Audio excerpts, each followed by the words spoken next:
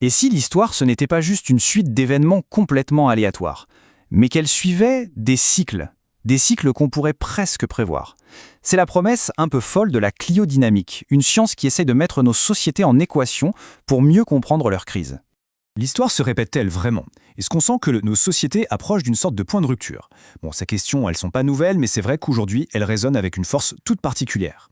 Pour tenter d'y répondre, il y a une discipline assez fascinante qui, elle, ne se base pas juste sur l'intuition. Non, elle se tourne vers les données, vers les modèles mathématiques.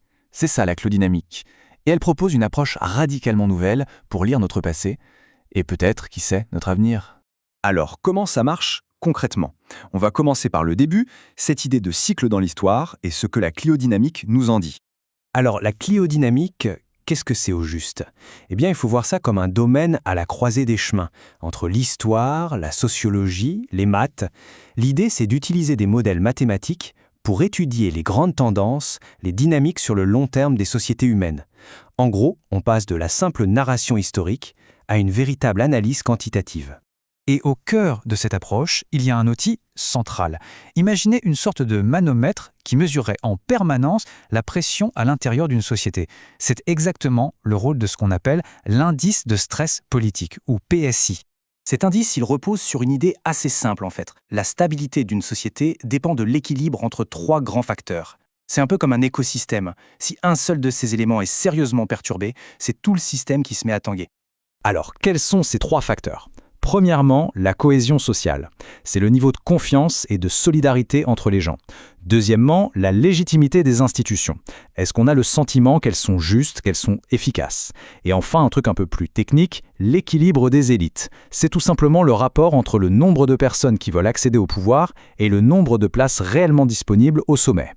Et là, c'est ça le point crucial.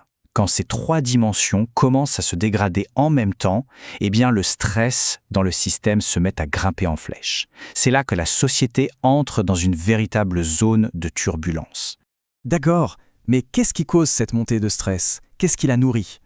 Le modèle identifie deux moteurs principaux qui, lorsqu'ils s'emballent, peuvent littéralement fracturer une société. Le premier moteur, c'est ce qu'on appelle la surproduction des élites. C'est un peu comme un jeu de chaises musicales, mais à très très grande échelle et avec des enjeux énormes.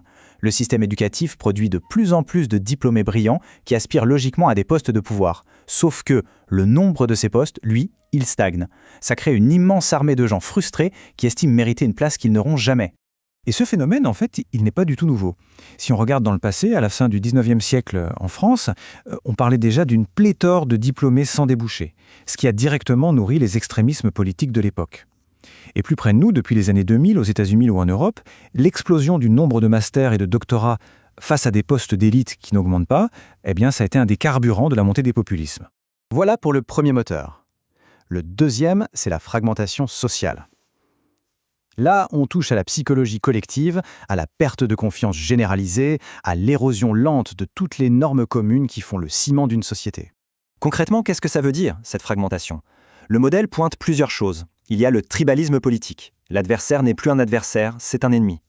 Il note aussi ce qu'il nomme un découplage culturel, c'est-à-dire une remise en cause systématique des normes traditionnelles, que ce soit la famille, le genre.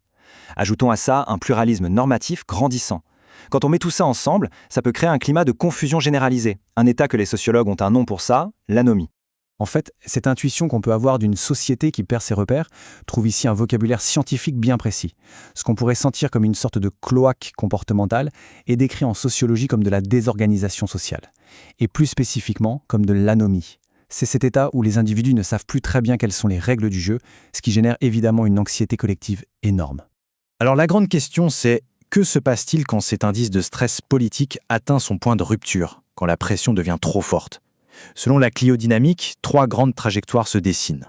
La première voie, c'est la réforme. C'est le scénario optimiste où les élites arrivent à s'entendre, à faire des compromis pour restaurer la confiance. L'exemple historique, c'est le New Deal de Roosevelt aux États-Unis. La deuxième voie, c'est la fragmentation durable. La société s'enferme dans des conflits sans fin, elle est paralysée. Et la troisième, enfin, c'est la centralisation autoritaire. Quand le désordre est trop grand, une autorité forte émerge avec une promesse simple, restaurer l'ordre coûte que coûte. L'exemple tragique, c'est l'Allemagne de Weimar en 1933. Là, il faut être très clair sur un point. La cliodynamique, ce n'est pas une boule de cristal. C'est pas de la voyance, c'est un outil d'analyse, une sorte de grille de lecture pour essayer de comprendre les forces profondes qui sont à l'œuvre. D'ailleurs, toutes les sociétés ne réagissent pas de la même façon à cette pression. Certaines sont beaucoup plus résilientes. Pourquoi ? Parce qu'elles ont des institutions solides, une identité civique forte et partagée, une culture du compromis politique et surtout un niveau de confiance élevé entre les personnes. Et ça, c'est peut-être le point le plus important de toute cette analyse. La cliodynamique ne prédit pas un effondrement moral ou politique qui serait inévitable. Non. Elle alerte sur un risque probabiliste élevé. La nuance est absolument cruciale. Il ne s'agit pas d'un destin, mais de dynamique, de tendance lourde et de probabilité. Donc, si on devait résumer le message central de ce modèle, ce serait celui-ci. Lorsque les trois phénomènes, la surproduction des élites, la fragmentation psychologique de la société et la perte des normes communes, lorsque ces trois choses coïncident, alors la probabilité de voir émerger une solution autoritaire pour remettre de l'ordre augmente de façon très, très significative. Tout ça, finalement, nous laisse avec une question fondamentale. Une question qui ne porte pas tant sur le passé que sur notre présent et notre avenir. Quelles sont les conditions nécessaires pour maintenir un ordre social qui soit viable sur le long terme ? La réflexion, bien sûr, reste entièrement ouverte,